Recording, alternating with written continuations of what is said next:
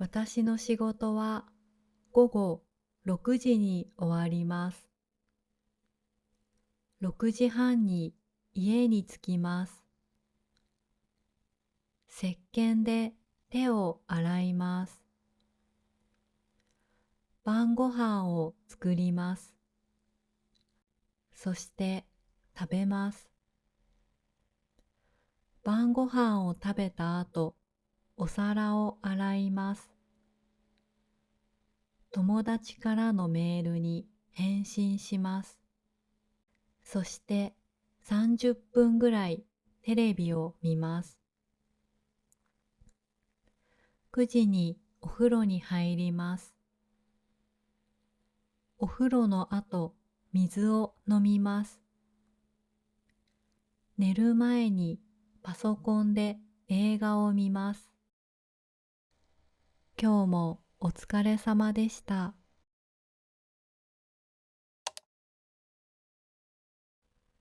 私の仕事は午後6時に終わります。6時半に家に着きます。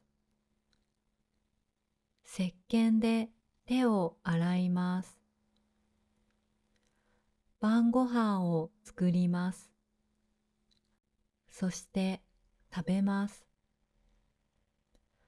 晩ご飯を食べた後、お皿を洗います。友達からのメールに返信します。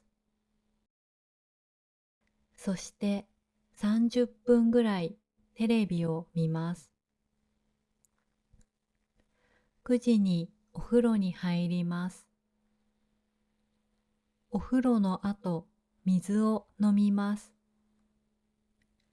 寝る前にパソコンで映画を見ます。今日もお疲れ様でした。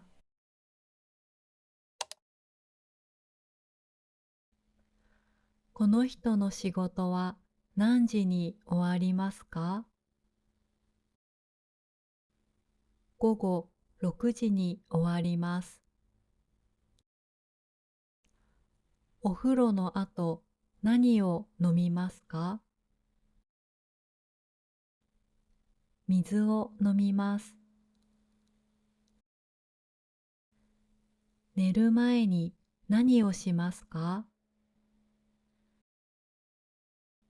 映画を見ます。